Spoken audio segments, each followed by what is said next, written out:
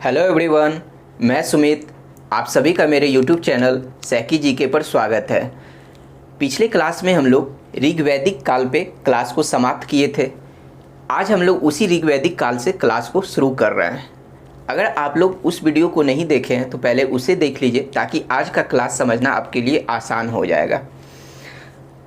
तो वैदिक काल को दो भागों में बांटा गया है, ऋग्वैदिक काल और उत्तर वैदिक काल। ऋग्वैदिक काल जो कि 1500 ईसा पूर्व से 1000 ईसा पूर्व तक के काल को ऋग्वैदिक काल कहा गया है और 1000 ईसा पूर्व से 600 ईसा पूर्व तक के काल को उत्तर वैदिक काल कहा गया है। तो आज हम लोग इसी ऋग्वैदिक काल को शुरू करेंगे। पिछले क्लास में ऋग्वैदिक काल के अंतर्गत जो कुछ बातों को हम लोग पढ़े थे कि ऋग्वेद में जो है किन किन शब्दों का उल्लेख किया गया है। तो चलिए आज हम लोग ऋग्वैदिक काल में आगे क्लास को जो है स्टार्ट करते हैं। आज हम लोग देखेंगे कि ऋग्वैदिक काल के अंतर्गत जो है सामाजिक जीवन क्या रहा होगा, राजनीतिक जीवन क्या रहा होगा, धार्मिक जीवन क्या रहा होगा। तो इन्हीं सब बातों को आज हम लोग पढ़ेंगे जो है। तो सबसे पहले आज हम लोग सामाजिक जीवन को देखते हैं कि ऋग्वैदिक काल के अंतर्गत जो है सामाजिक जीवन कैसा था। तो सामाजिक जीवन के अंतर्गत कुछ पॉइंट को हम लोग डिवाइड किए हैं। तो चलिए देखते हैं। फर्स्ट पॉइंट है वर्ण व्यवस्था। यहाँ पे ऋग्वैदिक काल में जो है वर्ण व्यवस्था जो था वह कर्म के आधार पर वर्ण व्यवस्था को 4 भागों में विभाजित किया गया था। तो सबसे फर्स्ट पॉइंट तो यहीं पे बन रहा है कि ऋग्वैदिक काल के अंतर्गत वर्ण व्यवस्था किस पर आधारित था, तो वह कर्म पर आधारित था। यानी एक तरह से कह सकते हैं कि व्यवसाय पर आधारित था, ना कि जाति पर आधारित था। तो क्वेश्चन ऐसे पूछा जाता है कि ऋग्वैदिक काल में वर्ण व्यवस्था किस पर आधारित था, जाति पर या फिर कर्म पर। तो कर्म पर आधारित था। वर्ण का मतलब होता है चयन करना, यानी वर्ण व्यवस्था का मतलब यह हुआ कि समाज को विभाजित करना कर्म के आधार पर, ताकि समाज को जो कि हम लोग डिवाइड किए कर्म के आधार पर, तो उस काम के आधार पर ही हम लोगों का चयन कर सकें जो है। तो वर्ण का मतलब ही होता है चयन और वर्ण व्यवस्था का मतलब यह हुआ कि समाज को विभाजित करना। तो किस आधार पर, तो कर्म के आधार पर। तो आइए हम लोग देखते हैं कि कर्म के आधार पर जो कि समाज को विभाजित किया गया, यानी वर्ण व्यवस्था को जो कि विभाजित किया गया है, तो वह 4 भाग कौन कौन है। तो ब्राह्मण, क्षत्रिय, वैश्य और शूद्र, यानी कर्म के आधार पर वर्ण व्यवस्था को 4 भागों में विभाजित किया गया है। तो आइए हम लोग इन सारे वर्ड को थोड़ा सा समझने का प्रयास करते हैं कि ब्राह्मण जो पूजा पाठ कराने का काम करते थे उन्हें ब्राह्मण कहा गया था। क्षत्रिय जो लोग युद्ध में रुचि लेते थे, यानी युद्ध में भाग लेते थे, उन्हें क्षत्रिय कहा गया है। वैश्य जो लोग व्यापार संबंधी कार्य किया करते थे उन्हें वैश्य कहा गया है। लास्ट है शूद्र, तो जो लोग दूसरों की सेवा किया करते थे उन्हें शूद्र कहा गया है। ठीक है। तो कर्म के आधार पर जो वर्ण व्यवस्था को विभाजित करने का अर्थ यह हुआ कि हम लोग इसे एक एग्जाम्पल से समझने का प्रयास करते हैं कि मान लीजिए कि किसी राजा का बच्चा, वह राजा तभी बन सकता है जब उसमें राजा जैसा कर्म और राजा जैसा स्वभाव हो, तभी वह राजा बन सकता है। कर्म के आधार का मतलब यही हुआ।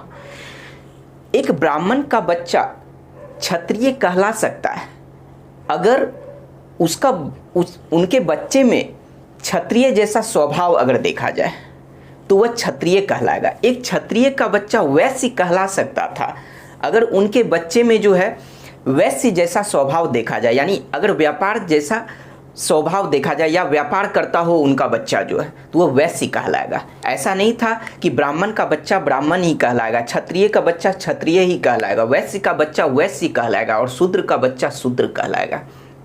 ऐसा नहीं था। कर्म के आधार पर जो है इनको उन वर्गों में डिवाइड किया गया था। तो हम लोग वर्ण व्यवस्था को अच्छे तरीके से समझ लिए। अब हम लोग सामाजिक जीवन के अंतर्गत चलते हैं कि महिलाओं की स्थिति क्या रही थी उस टाइम जो है। तो हम लोग यह देखते हैं कि ऋग्वैदिक काल में महिलाओं की स्थिति सबसे अच्छी थी, यानी हड़प्पा सभ्यता से भी अच्छी।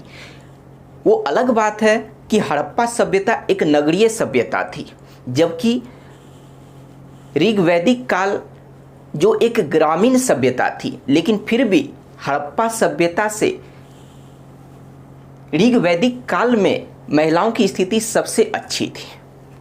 तो आइए हम लोग देखते हैं कि कैसे अच्छी थी महिलाओं की स्थिति सबसे ज़्यादा यहाँ पे। तो यहाँ पे क्या था कि पर्दा प्रथा, सती प्रथा का प्रचलन नहीं था ऋग्वैदिक काल के अंतर्गत जो है। दूसरा क्या है कि यहाँ पर ऋग्वैदिक काल के अंतर्गत महिलाएं जो हुआ करती थी वह धार्मिक कार्य, युद्ध और मंत्रों के रचना में भाग लिया करती थी। यानी यह लोग युद्ध में भी भाग लेती थी, धार्मिक कार्य में जो है पार्टिसिपेट करती थी, प्लस मंत्रों का रचना भी किया करती थी। नेक्स्ट है कि इस समय जो है महिलाओं को जो है पिता की संपत्ति में पुत्र के समान अधिकार प्राप्त था। जिस तरह से पिता के संपत्ति में पुत्र का अधिकार होता है, तो उसी के समान महिलाओं को भी यानी बेटियों को भी जो है अधिकार प्राप्त था। ठीक है, उस समय क्या होता था, ऋग्वैदिक काल के अंतर्गत लड़कियों का भी उपनयन संस्कार किया जाता था, जो कि अब नहीं होता है, लेकिन उस समय लड़कियों का भी उपनयन संस्कार किया जाता था। उस समय ऋग्वैदिक काल में यानी ऋग्वेद में कुछ विदुषी महिलाओं का उल्लेख किया गया है। जो लोग मतलब जो महिलाएं मंत्रों का मतलब एक तरह से कह सकते हैं कि वेद के मंत्रों का रचना किया करती थी। विदुषी कहने का मतलब है कि जो बहुत ही पढ़ी लिखी हुआ करती थी, उन्हें विदुषी कहा गया है। तो कुछ विदुषी महिला का हम लोग एग्जाम्पल देखते हैं कि जैसे अपाला, लोपामुद्रा, घोषा, सिक्ता, विश्वारा। और इन विदुषी महिलाओं को ऋषि की उपाधि से सम्मानित किया गया था। ठीक है, तो इस आधार पर हम लोग कह सकते हैं कि ऋग्वैदिक काल में महिलाओं की स्थिति काफ़ी अच्छी थी, यानी सबसे अच्छी थी। नेक्स्ट हम लोग देखते हैं सामाजिक जीवन के अंतर्गत विवाह पद्धति। तो विवाह पद्धति में क्या था कि उस समय बाल विवाह नहीं होता था। उस समय एकल विवाह यानी एक विवाह, बहु विवाह यानी एक से अधिक विवाह, विधवा विवाह प्लस नियोग प्रथा का प्रचलन बहुत ज़्यादा था। उस समय क्या होता था कि आजीवन अविवाहित महिला को अमाजू कहा गया था। तो यहाँ एग्जाम के पॉइंट ऑफ व्यू से ये लाइन बहुत ही इंपॉर्टेंट है कि अमाजू किसे कहा जाता था। तो आजीवन अविवाहित महिला को मतलब वैसी महिला जो अपनी पूरे जीवन भर विवाह नहीं करती थी, तो उसे अमाजू कहा गया था। तो हम लोग देख लिए विवाह पद्धति को भी। अब हम लोग देखते हैं वेशभूषा। तो वेशभूषा जो है हड़प्पा सभ्यता के लोगों के तरह ही ऋग्वैदिक काल के लोगों का भी वेशभूषा जो है यह सूती और ऊनी वस्त्र पहना करते थे। तो हम लोग क्या है कि जैसे ऋग्वैदिक काल को पढ़ रहे हैं तो हड़प्पा सभ्यता से भी रिलेट करते हुए चलेंगे कि वहाँ पे क्या था जो यहाँ नहीं था, या फिर यहाँ पे क्या था जो वहाँ नहीं था। तो इस तरह से हम लोग अंतर करते हुए चलेंगे और एग्जाम में इसी तरह से क्वेश्चन पूछा जाता है और आपके लिए समझना भी आसान हो जाएगा। तो वेशभूषा की बात करें कि हड़प्पा सभ्यता के लोग भी जो है सूती और ऊनी वस्त्र पहना करते थे और ऋग्वैदिक काल के लोग भी जो है सूती और ऊनी वस्त्र पहना करते थे। तो वेशभूषा में जो है तीन जो वेशभूषा ऐसा है जिससे क्वेश्चन बनता है। ठीक है, तो आइए हम लोग उसी शब्द को देख लेते हैं। क्वेश्चन ऐसे बनता है कि पूछा जाएगा कि ऋग्वैदिक काल के अंतर्गत जो है विशस का अर्थ क्या होता था। ठीक है, या फिर निवि का अर्थ क्या होता था, या फिर अधिवास का अर्थ क्या होता था। तो आपको ये शब्द को भी जानना है और उस शब्द के अर्थ को भी जानना है। ठीक है, तो चलिए वेशभूषा के अंतर्गत हम लोग देखते हैं विशस। विशस उस वस्त्र को कहा जाता था जो कमर के ऊपर पहना जाता था। कमर के ऊपर पहने जाने वाले वस्त्र को विशस कहा जाता था। नीवी, कमर के नीचे पहने जाने वाले वस्त्र को नीवी कहा जाता था। अधिवास, चादर या फिर दुपट्टा को अधिवास कहा जाता था। तो हम लोग वेशभूषा को भी देख लिए। अब हम लोग सामाजिक जीवन के अंतर्गत आभूषण को देखेंगे।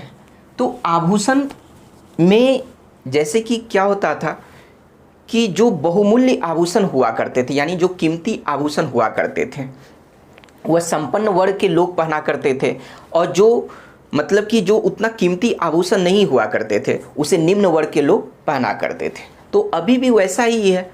तो हम लोग आभूषण के अंतर्गत जो है कुछ आभूषण को देखते हैं जिससे एग्जाम में पूछा जाता है। जैसे कुछ शब्द है कुड़ीर। कुड़ीर किसे कहा गया है? तो माथे पर धारण करने वाले आभूषण को कुड़ीर कहा जाता था। रुक्म किसे कहा गया है? तो वक्ष पर धारण करने वाले आभूषण को रुक्म कहा गया है। निष्क, तो निष्क जो है गले में धारण करने वाले आभूषण को निष्क कहा गया है।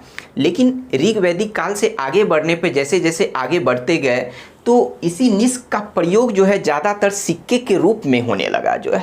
ठीक है, अब नेक्स्ट है आभूषण के अंतर्गत कर्ण शोभन। तो कानों में धारण करने वाले आभूषण को कर्ण शोभन कहा गया था।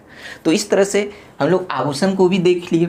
अब हम लोग सामाजिक जीवन के अंतर्गत सामाजिक इकाई को देखते हैं कि यहाँ पे सामाजिक इकाई कैसा था। तो ऋग वैदिक काल के अंतर्गत जो है संयुक्त परिवार की प्रथा थी, यानी उस समय जो परिवार जो रहते थे वह संयुक्त रूप से रहते थे, अलग अलग नहीं रहते थे, यानी संयुक्त परिवार की प्रथा थी। और परिवार में जो सबसे अधिक उम्र के लोग होते थे वह परिवार का मुखिया कहलाते थे और उसी मुखिया को यानी परिवार के मुखिया को ही कुलप कहा गया है। परिवार के मुखिया को ही कुलप कहा गया है। तो यहाँ से एग्जाम में क्वेश्चन पूछा जाता है कि कुलप किसे कहा जाता है? तो परिवार के मुखिया को कुलप कहा गया है। सामाजिक इकाई के अंतर्गत एक पॉइंट और है कि यहाँ पर समाज जो था वह पितृसत्तात्मक था, जबकि हड़प्पा सभ्यता में हम लोग पढ़ चुके हैं कि वहाँ पर समाज मातृसत्तात्मक हुआ करती थी, जबकि ऋग वैदिक काल में समाज जो है पितृसत्तात्मक हुआ करता था। तो इन बातों को भी देखते हुए चलना है कि हड़प्पा सभ्यता में क्या था और ऋग वैदिक काल में क्या था जो है। अब हम लोग देखेंगे कि ऋग वैदिक काल में लोगों के लिए जो मनोरंजन का साधन क्या था, यानी मुख्य साधन क्या था। तो इस काल के अंतर्गत मनोरंजन का मुख्य साधन संगीत हुआ करता था। मुख्य साधन पूछा जाता है हमेशा एग्जाम में, तो यहाँ पर मुख्य साधन जो है संगीत हुआ करता था, जबकि हड़प्पा सभ्यता में जो है मनोरंजन का मुख्य साधन पासा खेलना था। पासा खेलने के अलावा पशु पक्षी की लड़ाई देखना भी वो साधन हुआ करता था मनोरंजन का। लेकिन मुख्य साधन की अगर बात किया जाए तो हड़प्पा सभ्यता के अंतर्गत पासा खेलना मुख्य साधन था, जबकि ऋग वैदिक काल के अंतर्गत जो है संगीत सुनना वह मुख्य साधन था मनोरंजन का जो है। अब हम लोग इसके अंतर्गत ऋग वैदिक काल के अंतर्गत खान पान को देख लेते हैं। तो खान पान जो है जौ और गेहूं जो कि मुख्य खाद्य पदार्थ था, इसके अलावा चावल भी खाया जाता था, चावल का भी प्रयोग किया जाता था। चावल को ही ब्रीही कहा गया है। तो एग्जाम में ये पूछा गया है इससे कि ब्रीही किसे कहा गया है? तो ब्रीही जो है चावल को कहा जाता था। अब क्या था कि जिस तरह से हड़प्पा सभ्यता के लोग शाकाहारी और मांसाहारी दोनों हुआ करते थे, यानी दोनों भोजन खाते थे, उसी तरह से ऋग वैदिक काल में भी शाकाहारी और मांसाहारी दोनों थे। तो ऋग वैदिक काल में क्या है कि यहाँ पर अतिथि को गाय का मांस खिलाया जाता था। जब अतिथि आते थे तो अतिथि को गाय का मांस खिलाया जाता था। इस वजह से अतिथि को गौहंता कहा गया है। तो यह क्वेश्चन बहुत बार एग्जाम में पूछा गया है कि गौहंता किसे कहा जाता है? तो गौहंता अतिथि को कहा जाता है, क्योंकि अतिथि को जो है गाय का मांस खिलाया जाता था, इस वजह से अतिथि को गौहंता कहा गया है। जबकि गाय को अधन्या कहा गया है। जबकि गाय को क्या कहा गया है? अधन्या कहा गया है।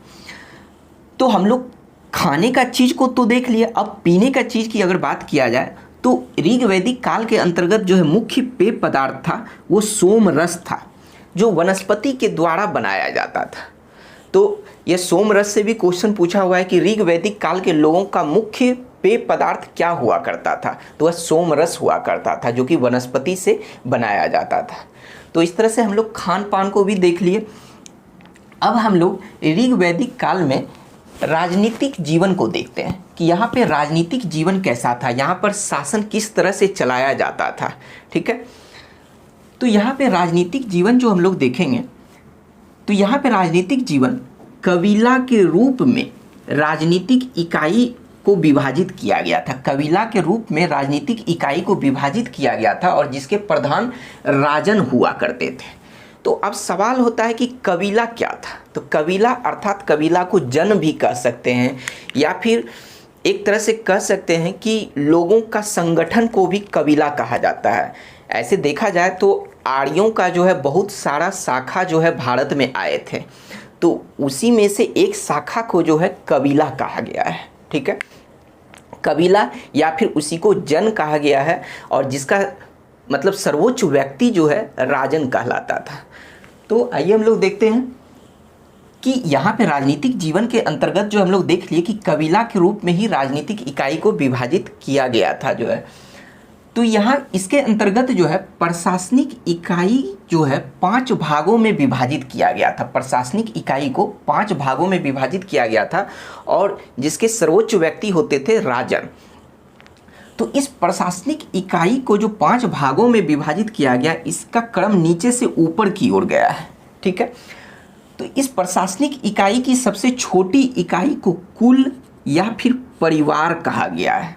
कुल या फिर परिवार कहा गया और जिसके प्रधान को हम लोग यहाँ देख चुके हैं कि कुलप कहा गया है। ठीक है, तो प्रशासनिक इकाई की सबसे छोटी इकाई, आपसे डायरेक्ट ऐसे भी क्वेश्चन पूछा गया है कि ऋग वैदिक काल के अंतर्गत प्रशासनिक इकाई की सबसे छोटी इकाई क्या कहलाती है। तो इन्हीं में से आपको 4 ऑप्शन दे दिया जाएगा, तो उसका आंसर होगा कुल या फिर परिवार और जिसके प्रधान को जो है मुखिया को कुलप कहा जाता था। ठीक है, अब क्या होता है कि जब यही कुल या यही परिवार जब इकट्ठा होकर, यानी इन्हीं के समूह को, एक तरह से सरल भाषा में कहते हैं कि परिवार के या फिर कुल के समूह को ग्राम कहा जाता था। ग्राम का मतलब यहाँ पे यह हुआ कि इनका कोई भौगोलिक क्षेत्र सीमित नहीं होता था। यह लोग जो है अपने अपने गाय को लेकर जब मतलब एक तरह से अस्थायी रूप से जब निकलते थे, तो उन्हीं के ग्रुप को जो है एक तरह से जब ये लोग अस्थायी जीवन के रूप में व्यतीत हुए, जब हम लोग लास्ट में इस पे चलेंगे, जब ये लोग पशुपालन से जो है कृषि में फिर से जो है अपना मुख्य पेशा बना लिए, तब जाके इन लोगों का जीवन अस्थायी हुआ। तो उसी तरीके से इनके ग्रुप को यानी परिवार के ग्रुप को जो है ग्राम कहा गया है। ठीक है, अब इसी ग्राम के ग्रुप को यानी इसी ग्राम के समूह को जो है विष कहा गया है और इसी विष के समूह को जो है जन कहा गया है। जन जिसे कबीला भी बोला जाता है और इस जन का प्रधान जो होता है वह राजन या फिर गोप्ता कहलाता है। राजन या फिर गोप्ता कहलाता है। ठीक है, तो हम लोग देख लिए कि यहाँ प्रशासनिक इकाई जो कि 5 भागों में विभाजित थी, तो इस प्रशासनिक इकाई की सबसे छोटी इकाई कुल या परिवार और जिसकी सबसे बड़ी इकाई राजन कहलाता है। प्रशासनिक इकाई की सबसे बड़ी इकाई राजन और सबसे छोटी इकाई वह कुल या फिर परिवार कहलाता है और यह क्रम जो है नीचे से ऊपर की ओर गया है। तो यहाँ से एक क्वेश्चन बनता है कि ऋग्वेद में विष शब्द का उल्लेख कितने बार किया गया है। तो ऋग्वेद में जो है विष शब्द का उल्लेख 170 बार किया गया है, ये आपको याद रखना है। और ऋग्वेद में जन शब्द का प्रयोग कितने बार किया गया है। तो ऋग्वेद में जन शब्द का प्रयोग जो है 275 बार किया गया है। ठीक है, अब हम लोग यहाँ पे राजनीतिक जीवन के अंतर्गत देखते हैं कि यहाँ के राजा का पद जो है यहाँ वंशानुगत नहीं था जो है। ठीक है, राजा का पद यहाँ वंशानुगत नहीं था और राजा के कार्यों में मदद करने के लिए पुरोहित, सेनानी और ग्रामीणी नामक अधिकारी की नियुक्ति की गई थी। यानी राजा को सहायता देने के लिए जो है पुरोहित, सेनानी और ग्रामीणी नामक अधिकारी हुआ करते थे जो है। ग्रामीणी जो है लड़ाकुओं के समूह को ग्रामीणी कहा गया है। इनके अलावा राजा के मदद करने के लिए और भी कुछ अधिकारी हुआ करते थे, जैसे अस्पष्ट जो है गुप्तचर को कहा गया है। उग्र जो है पुलिस अधिकारी को कहा गया है। वाज्रपति चारागाह के अधिकारी को कहा गया है वाज्रपति। तो ये सब शब्द आपको याद रखना है जो कि राजा के सहायता के लिए इन सभी अधिकारी की नियुक्ति की जाती थी। ठीक है, अब नेक्स्ट देखते हैं कि यहाँ पे कुछ 5 जन शब्द का उल्लेख किया गया है, जैसे पुरु, अनु, द्रहु, तुवर्सु, यदु, यह 5 जन, यह 5 बहुत ही शक्तिशाली जन हुआ करते थे जो मिलकर पंचजन कहलाते थे। तो आपको 5 जन का याद रखना है नाम कि पुरु, अनु, द्रहु, तुवर्सु और यदु, और जिन्हें मिलाकर पंचजन कहा गया है। ठीक है। अब क्या था कि राजनीतिक जीवन के अंतर्गत राजा की निरंकुशता पर अंकुश लगाने के लिए 3 प्रकार की संस्था की नियुक्ति की गई थी, यानी 3 प्रकार के संस्था का गठन किया गया था। राजा की निरंकुशता पर अंकुश लगाने का तात्पर्य यह हुआ कि राजा जो है अपने पद का दुरुपयोग ना करे, इसके लिए जो है 3 संस्था का जो है गठन किया गया था। तो आइए देखते हैं हम लोग इस 3 संस्था में क्या क्या नाम है। तो फर्स्ट है विदथ। यह जो है सबसे प्राचीन संस्था हुआ करती थी। यह विदथ जो है, तीनों में से विदथ सबसे प्राचीन संस्था हुआ करती थी। नेक्स्ट है सभा। सभा का मतलब यह हुआ कि श्रेष्ठ जनों की संस्था। सभा का मतलब यह हुआ कि श्रेष्ठ जनों की संस्था। वर्तमान में सभा का स्वरूप जो है राज्यसभा के जैसा था। वर्तमान में राज्यसभा के जैसा सभा का स्वरूप हुआ करता था जो है। ठीक है, मतलब एक तरह से यह कह सकते हैं कि उस समय का सभा का स्वरूप अभी वर्तमान के राज्यसभा के स्वरूप के जैसा था। ठीक है। फिर है नेक्स्ट समिति। तीसरी संस्था में से लास्ट संस्था है समिति। तो समिति, इसके लोगों का जो है चुनाव जो है, मतलब इनके सदस्यों का चुनाव जो है वह आम लोगों के द्वारा किया जाता था, क्योंकि इसकी पहचान जो है अभी वर्तमान में जो है लोकसभा के रूप में किया गया है। ठीक है, या फिर हम कह सकते हैं कि इसका स्वरूप जो है वर्तमान के लोकसभा के जैसा हुआ करता था। तो इस वजह से इसके सदस्यों का चुनाव जो है आम लोगों के द्वारा करवाया जाता था, और इसके अध्यक्ष को, समिति के अध्यक्ष को ईशान कहा गया है। समिति के अध्यक्ष को क्या कहा गया है? ईशान कहा गया है।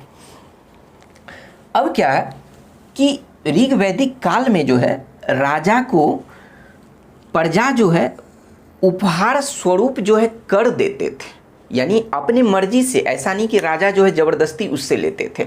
प्रजा जो है अपनी मर्जी से एक तरह से राजा को जो कि उपहार स्वरूप कर दिया करते थे, तो उस उपहार स्वरूप कर को बलि कहा गया है।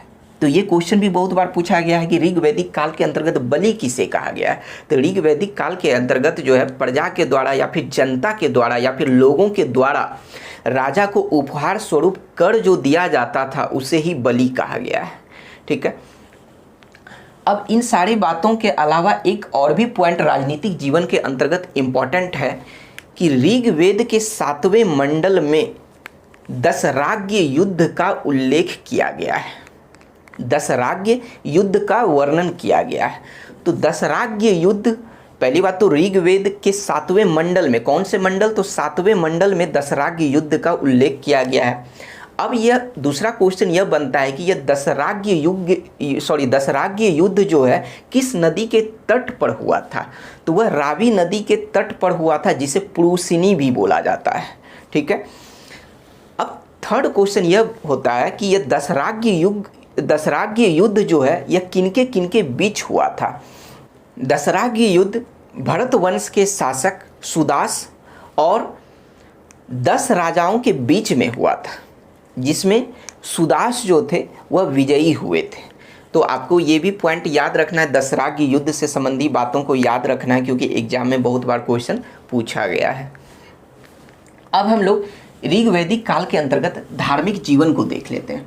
तो धार्मिक जीवन में क्या है कि यहाँ पर क्या थे कि ये लोग जो ईश्वर की आराधना जो करते थे वह 2 तरीके से करते थे। एक तो यह था कि स्तुति पाठ किया करते थे, स्तुति पाठ कर कर ईश्वर की आराधना करते थे, और दूसरा क्या था कि यज्ञ बलि देकर जो है, यानी यज्ञ के दौरान जो या यज्ञ करने के बाद जो है पशुओं का बलि दिया करते थे। तो इस तरह से मतलब 2 तरीके से जो ईश्वर की आराधना किया करते थे उस समय जो ऋग्वैदिक काल में जो है। नेक्स्ट है कि ऋग्वेद में जो है 33 देवताओं का वर्णन किया गया है। तो 33 देवताओं का वर्णन किया गया, लेकिन उनमें से कुछ प्रमुख देवताओं को हम लोग देखते हैं। जैसे फर्स्ट है इंद्र। तो ऋग्वेद में जो 33 देवताओं का वर्णन किया गया है, तो उनमें सबसे प्रमुख यानी एक तरह से कह सकते हैं कि प्रथम स्थान जो है वह इंद्र को ही प्राप्त था।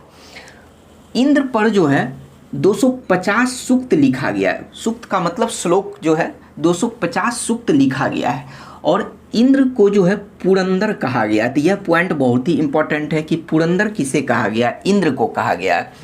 यानी पुरंदर का अर्थ यह होता है कि दुर्गों को तोड़ने वाला, दुर्ग का मतलब किला, ऊंचे ऊंचे किला को तोड़ने वाला को पुरंदर कहा गया। तो यानी पुरंदर जो है इंद्र को कहा गया। इंद्र को जो है युद्ध के देवता, वर्षा के देवता और विश्व के स्वामी भी बोला गया है। तो ये सब बातें भी ध्यान में रखना है। अब नेक्स्ट है कि ऋग्वेद के अंतर्गत जो है दूसरा स्थान जो कि जिस देवता को प्राप्त था उनका नाम था अग्नि। तो अग्नि पर जो है 200 सूक्त लिखा गया है, और अग्नि को जो है मानव और ईश्वर के बीच संपर्क स्थापित करने वाला भी कहा गया है। मानव और ईश्वर के बीच संपर्क स्थापित करने वाला। ऋग्वेद के अंतर्गत जो है तीसरे जो कि प्रमुख देवता थे जिनको तीसरा स्थान प्राप्त था, तो उनका नाम था वरुण। तो वरुण जिन पर 30 सूक्त लिखा गया है।